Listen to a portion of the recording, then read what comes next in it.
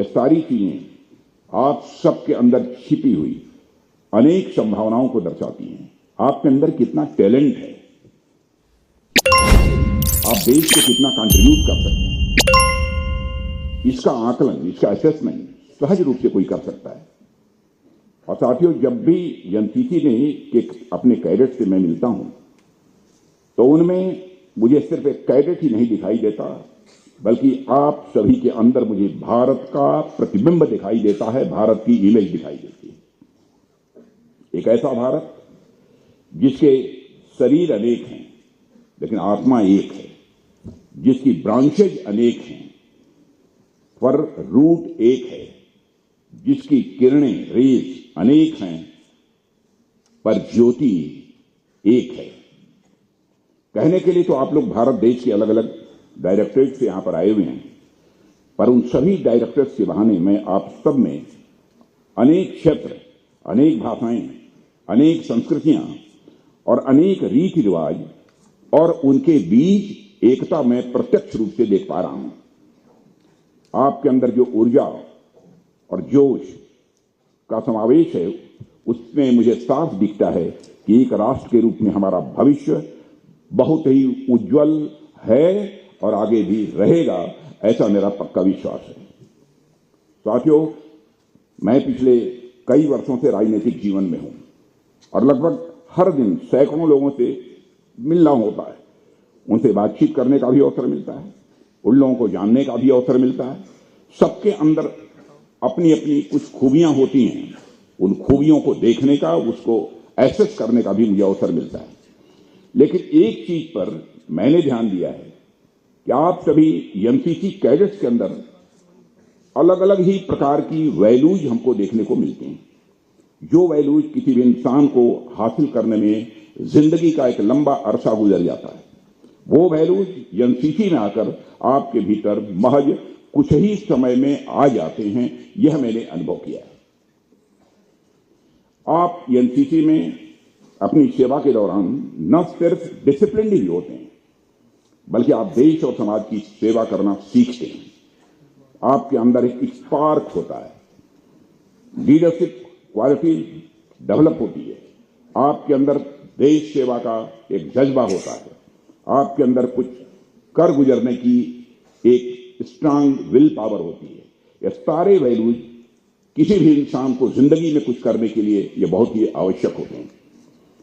जैसे इसका एक उदाहरण मैं आप लोगों से साझा करना चाहता हूं। लीडरशिप एक ऐसा गुण है जो आप एनसीसी की ट्रेनिंग के दौरान सीखते हैं। और ये लीडरशिप क्या है? क्या यह कुछ लोगों पर कमांड करने के बारे में, उन्हें ऑर्डर देकर उनसे काम कराने के बारे में, या वाकई में यह कुछ लोगों या सोसाइटी को हॉलिस्टिक तरीके से लीड करने के बारे में है? यानी लीडरशिप वह गुण है, वह क्वालिटी है जब आप अपने साथ के लोगों को खुद को पहचानने में मदद करते हैं, जब आप लोगों को उनकी क्वालिटी का बेहतर उपयोग करना सीखने में मदद करते हैं, जब आप लोगों के सामने अपने कामों से एक आदर्श के रूप में प्रस्तुत होते हैं।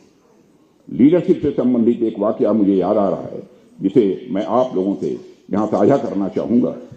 अभी कुछ दिनों पहले मैं मुंबई गया था। वहां मैं ताज होटल में ठहरा हुआ था।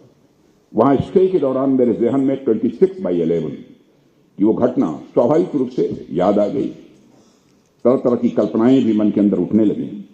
मैं वो बातें सोचने लगा कि कैसे यहां पर कुछ आतंकवादियों ने इतने निर्दोष लोगों की हत्या कर दी होगी।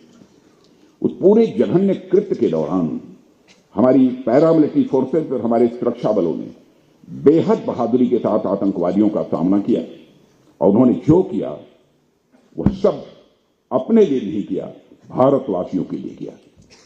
हम सबको ऐसे लोगों पर नाज है, और आप में से भी कई सारे बच्चे तो उस समय बहुत छोटे रहे होंगे, लेकिन हम लोगों के जहन में आज भी वो चीजें ताजा हैं।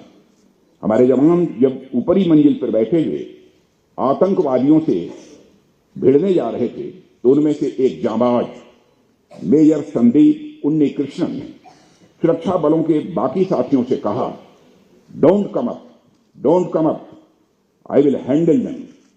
तुम्हें आने की कोई जरूरत नहीं है, मैं स्वयं ही इन आतंकवादियों को हैंडल करूंगा। ये उनके आखिरी शब्द थे। ये वर्ड्स उनके विनिंग एटीट्यूड और चैरिटेबल नेचर को तो दिखाते ही हैं, साथ ही साथ आगे बढ़कर नेतृत्व करने की उनकी क्षमता को भी दिखाते हैं। यह कोई छोटी बात नहीं है, और यह सब आप अपने बचपन में हासिल करना है। इसे जब आपकी जिंदगी का एक युवा काल है, उसमें आप सारी यह क्वालिटी अपने में इनकलकेट करने की कोशिश कर रहे हैं।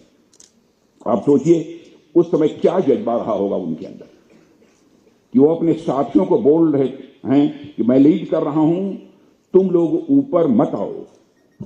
ऐसी असाधारण घड़ियां ही किसी साधारण व्यक्ति को लीडर बना देती हैं।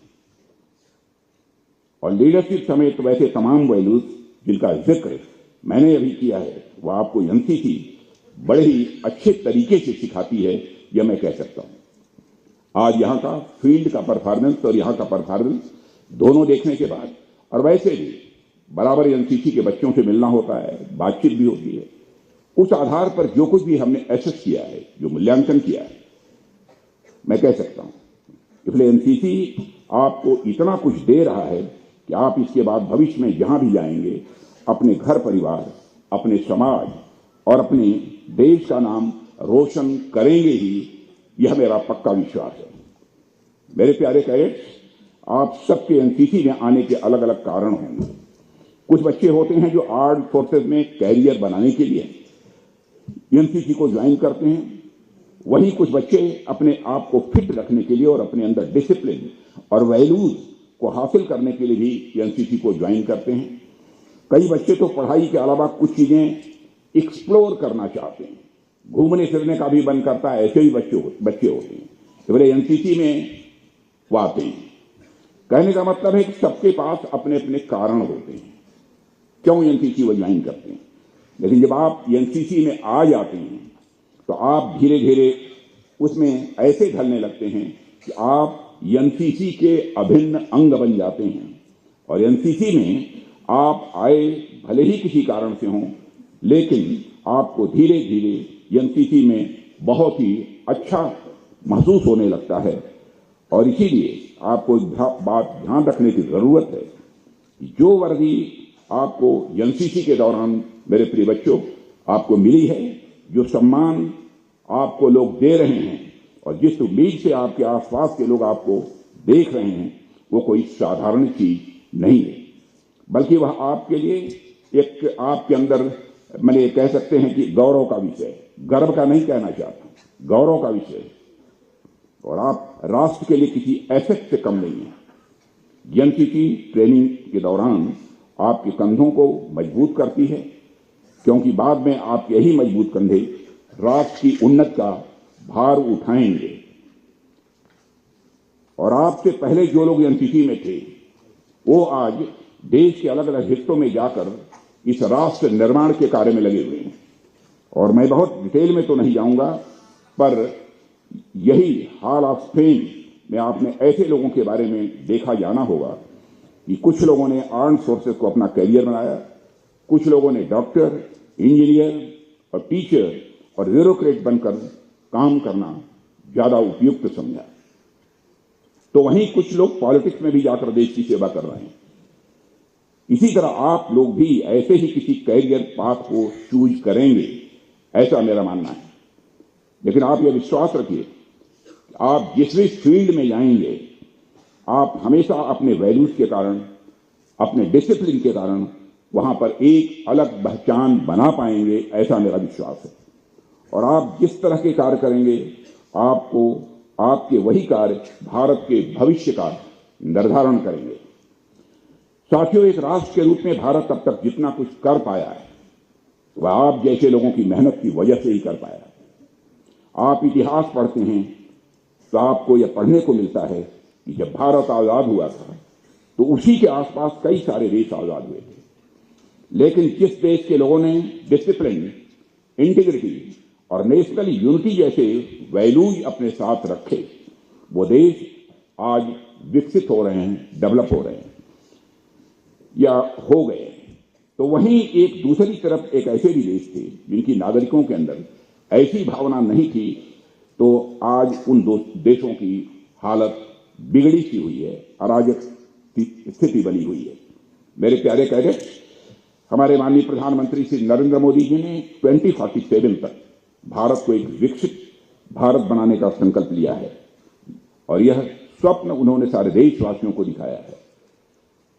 आपको मालूम होगा कि हमारे प्रधानमंत्री जी भी स्वयं एक एनसीसी कैडेट रहे हैं। तो अगर एक यक्ष एनसीसी कैडेट ने कोई सपना देखा है तो उसे पूरा करने की सबसे बड़ी जिम्मेदारी आप सभी वर्तमान एनसीसी कैडेट्स की है। हमें यह बात भी हमको ध्यान में रखनी है। साथियों, यहां एक और बात समझने वाली है। जब हम विकसित भारत की बात करते हैं तो उसका मतलब जमीन के एक टुकड़े के विकास से नहीं है। भारत सिर्फ भूमि का टुकड़ा मात्र नहीं है, बल्कि यह एक जीता जागता हुआ राष्ट्र है यह भारत। और साथियों, 140 करोड़ भारतवासियों के आपसी एकता के साथ बंधी हुई यह भारत की कल्चर है। उसी एकता के साथ बंधी हुई यह भारत की संस्कृति है। इसलिए जब हम भारत के विकसित होने की बात करते हैं तो वह दरअसल 140 करोड़ नागरिकों के विकास की बात हो रही होती है। इसलिए जब आप विकास करेंगे, जब आप अपने जीवन में सफल होंगे, जब आप इस समाज के लिए कुछ अच्छा करेंगे, आपके साथ साथ आपके आसपास के सराउंडिंग का भी डेवलपमेंट होगा और निश्चित रूप से भारत एक विकसित राष्ट्र, डेवलप्ड नेशन बनकर रहेगा, ऐसा मेरा पक्का विश्वास है। साथियों, अंत में मैं कुछ बातें आपसे एक रक्षा मंत्री के रूप में नहीं, बल्कि एक अभिभावक के रूप में करना चाहूंगा। आपके पास अभी पाने के लिए पूरा जहां बाकी है, पूरा जहां बाकी है।